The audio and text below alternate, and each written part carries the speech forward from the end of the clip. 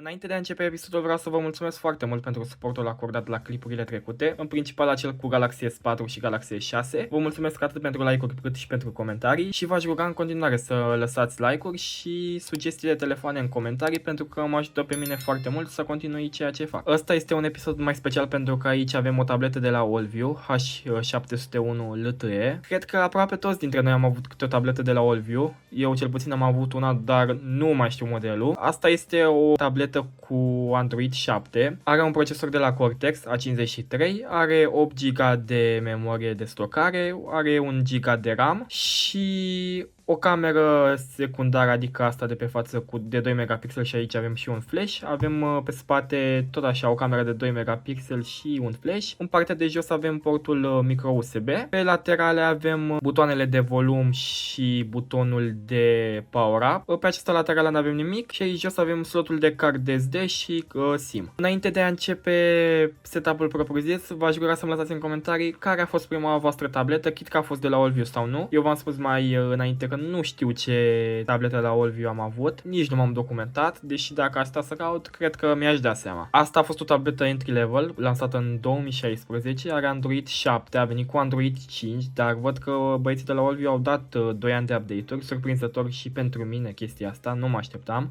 Și știu că prețul a fost de cam 400-500 de lei, dacă nu mă înșel. Haideți să o dăm pe română, era logic că avem română pentru că e filmă românească. Haideți să dăm pe începeți și după cum vedeți facem setup-ul așa pentru că până la urmă folosim o tabletă și nu cred că ar fi avut rost să-l punem pe vertical. Momentan nu o să băgăm o cartelă SIM, dar vreau să introduc una, deși știu că asta are 4G și știu că 100% merge să faci un apel cu ea sau să te uiți pe internet, dar o să băgăm mai târziu o cartelă în ea. Dăm pe omiteți, începe configurarea ca nou, o să ne conectăm și noi la internet și după cum văd aici, mi-a prins decât rețeaua de 5 GHz, cumva pe cea de 2,4 nu știu cum, dar ia să le vedem pe toate. Uite că o prinde și pe cea de 2,4. Surprinzător, tableta asta are 5 GHz, ceea ce este foarte bine. Ne-am conectat la Wi-Fi.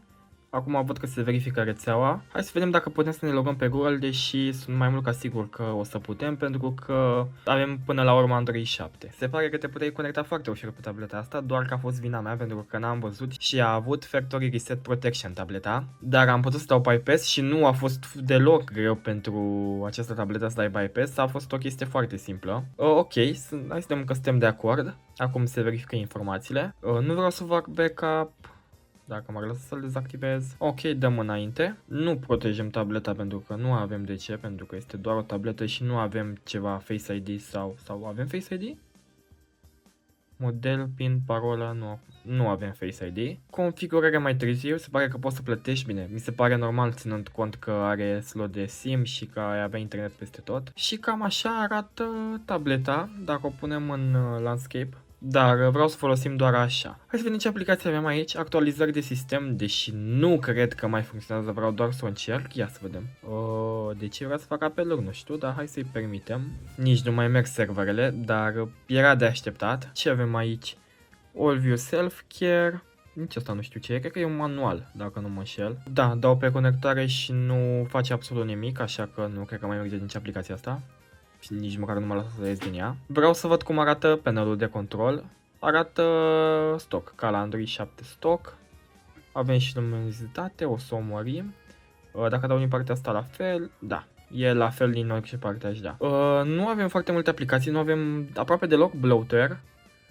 În afară de Bitdefender și asta nu știu dacă aș putea să-l numesc bloatware pentru că sunt decât niște actualizări de sistem de la Allview. În rest nu avem deloc, avem decât aplicațiile de la Google, ceea ce este foarte bine. Știu că telefoanele și tabletele de la Allview în general au venit cu un Android destul de stock. Știu că aplicația de la camera nu este stock, dar o să vreau să fac câteva poze și să vi le arăt puțin mai încolo. Da, aplicația de la camera este cea de la Allview, nu este cea stock de la Google. Am luat câteva aplicații, am introdus și o cartelă SIM după cum vedeți că avem semnal și primul test pe care vreau să-l fac este să văd dacă pot să efectuez un apel. Avem aici iPhone-ul meu și vreau să mă sun. Hai că prima dată a fost fail, dar acum ar trebui să meargă pentru că aveam numărul scris greșit. Uite că merge, o să cred că eu să cenzurez numărul de sus. Și acum ar trebui să mă aud. Da, și mă aud și nu cred că vreți să auziți sunetul ăla foarte enervant. Bun. avem, nu știu cât de bine se vede, adică ar trebui să se vadă cât de că bine. Avem aplicațiile de la Google pe care nu le-am updatat pentru că nu și-are rostul. Oricum am prezentat ce aplicații avem, că avem majoritatea aplicațiilor de la Google și nu avem deloc bloatware. Aș vrea să văd cum arată meniul de setări, deși știu că este cel de la Cell Store de la Android. Da, e Cell Store, adică nu avem nimic în plus și nu cred că avem nici nimic în minus.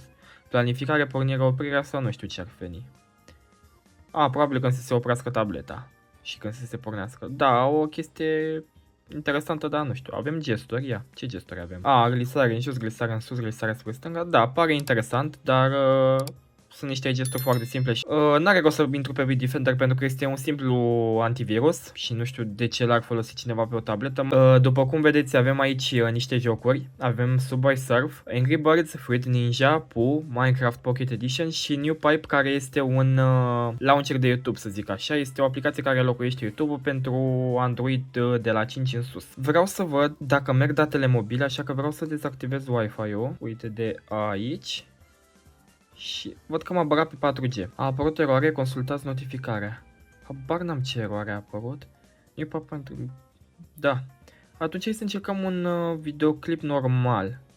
Nu știu de ce e feed-ul ăsta pe această aplicație, dar hai să încercăm măcar un clip normal. O să încerc să reintru pe aplicație, că văd că nici clipul normal nu merge și o să vreau să văd totuși ce are. Da, se pare că nu am mers să mă uit la clip, deși internetul merge, pentru că după cum vedeți se descarcă clipul. O să vreau să-l conectez înapoi la Wi-Fi și să încerc să descarc tot clipul și să vedem dacă merge să ne uităm așa, deși ar trebui să meargă 100% chestia asta. Am stat ceva să se descarce, dar hai să vedem cum merge. Ok, văd că s-a deschis. Hai să vedem dacă avem și volum. Stați că dau mai încet. Hai să vedem dacă derulăm puțin mai încolo. Ba nu, mă gândeam că se chinuie, dar nu. Ecranul se vede foarte prost, extrem de prost, dar puii mei, a fost o tabletă de 500 de lei. Da, videoclipul merge bine, nu e nevoie să-l redăm mai mult pentru că s-a văzut că merge fluent. Ecranul, da, v-am spus, e un ecran foarte prost, dar dacă nu ai la ce să te uiți pe YouTube, și asta e o variantă. Vreau să testez cu niște jocuri, după cum v-am spus. Avem aici Subway Surf, cum am spus, Angry Birds, Fruit Ninja, Pooh, Minecraft Pocket Edition. În primul rând vreau să intru pe Minecraft Pocket Edition. E o versiune destul de veche, am luat versiuni destul de vechi ale acestor aplicații pentru că vreau să meargă cât mai bine și să avem o experiență cât mai plăcută pe această tabletă. Ok, după ce am dat un restart la aplicației, acum ar trebui să meargă. Vreau să fac o lume nouă. Festive Mashup 2016, nu știu ce e lumea asta aici, dar vreau să generez eu una random.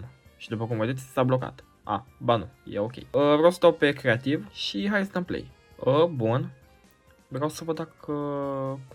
uite așa zbor. Opa, se pare că merge foarte lag, deși cred că dacă e o versiune puțin mai veche, ar trebui să meargă chiar puțin mai bine. O să vreau să umblu eu la setări. Am umblat puțin la setări și am mai modificat două chestii, dar se pare că merge la fel de prost. Bine, noi și generăm destul de multe ceancuri acum.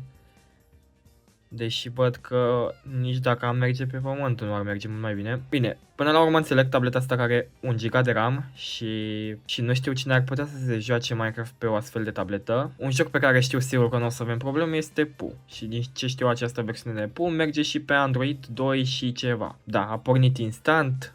Văd că nivelul este diferit, asta nu era. Se vede că e o aplicație destul de veche. Adică da, hai să încercăm totuși să ne jucăm și un... joc din aplicație. Văd că sunt foarte puține jocuri. Se vede că am luat o versiune extrem de veche. Hai să ne jucăm Sky Jump. Am dat încet ca să... Nu știu dacă ne luăm copyright pe muzica asta, deși nu cred. Dar da, merge foarte bine și avem și senzorul ăsta de... habar n-am cum se numește, probabil o să ras pe ecran. Putem să mișcăm tableta și se mișcă și caracterul din joc. Vreau să mă joc cu un joc un pic mai intens cu Fruit Ninja, deși am eu impresia că o să meargă mult mai bine decât Minecraft-ul. Din păcate nu merge pentru că nu am luat tot jocul și nici nu știu unde să-l găsesc. Am luat Fruit Ninja de pe APK Mirror și deci eu știu că e un joc gratuit, nu știu de ce nu mi l-ar fi descărcat pe tot, dar probabil așa au fost resursele, ar fi trebuit să se descarce ele online. Hai să încercăm totuși Subway Surf. Văd că avem versiunea World Tour Rio și este doar cam așa, de prin 2014 dacă nu mă înșel. Ok, welcome to Rio, hai să dăm să ne jucăm. Trebuie să meargă chiar bine versiunea asta, cel puțin așa cred. Pentru că nici tableta asta nu este cea mai veche tabletă, deși nu are deloc specificații bune. Văd că mai avem câte un stand, din când în când, dar în rest e cât de cât jucabil. Vreau să ne jucăm ceva clasic rău de tot, și anume Angry Birds. Angry Birds Space am luat, nu știu, e primul joc de la am găsit și am zis că de ce nu. Nu vreau Daily Missions, vreau Solar System și să dăm așa pe un level să vedem cât de bine se mișcă. Văd că e foarte diferit jocul ăsta față de primul, dar ar trebui să fie ok. Bine, touch-ul pe această tabletă nu e unul dintre cele mai bune. Ia vedem, luăm și noi ceva. Hai că am luat, n-am luat nimic. Ba da, bun. Da, nu sunt probleme pe ce joc, nu știu, am activat și niște power-up-uri, vedem cum funcționează. Ia, hai totuși să dăm. Hai că am dat în cer, da, după cum am spus, touch pe această tabletă este foarte ciudat, nu înțeleg de ce. Dacă aveți sugestii de jocuri, ce jocuri vreți să mai încerc pe dispozitivele astea vechi, să-mi lăsați în comentarii, pentru că habar n-am ce să mai încerc în afară de jocurile astea. Vreau să vă arăt și ce poze am făcut, pentru că am făcut câteva poze. Vreau să vă anunț de pe acum că sunt foarte rele, sunt extrem de rele. Hai să intrăm în Google Photo. Avem această poză cu niște tuia de la mine din curte. După cum vedeți, detaliile sunt destul de șterse, dar câte pretenții poți să o ai de la o tabletă de 500 de lei de acum 10 ani până la urmă? Asta e mașina mea, după cum vedeți, partea asta ar fi trebuit să se vadă, dar nu știu de ce nu se vede și a picat o umbră așa mare pe ea. Detaliile, după cum am spus, sunt foarte șterse, după cum vedeți, adică nici măcar nu se vede că este murdară. Asta e un close-up cu cheia de la mașină, după cum ați văzut, dar da, sunt poze foarte slabe, dar cine își cumpără o tabletă pentru a face poze până la urmă? Și am făcut și un clip în 1080p, pentru că surprinzător tableta asta filmează Full HD. Asta este un clip filmat pe Olvio Viva H701, filmat în 1080p. Și nu în ultimul rând, aș vrea să mă uit să vedem ce wallpaper-uri avem, pentru că nu cred că avem niciunul de la Android Store, văd că sunt cam toate de la Olvio, din ce mi-aduc eu aminte. Știu că Android 7 nu a avut aceste wallpaper-uri. Sunt interesante, dar cum am spus, ecranul nu este unul dintre cele mai bune. Hai să punem pe ăsta. Le punem pentru ambele chestii. Cam ăsta a fost episodul. Dacă v-a plăcut, nu uitați să lăsați un like, un subscribe, să-mi lăsați în continuare sugestii cu ce telefoane și tablete ați vrea să mai fac acest test. Eu am fost Laura și v-am lăsat.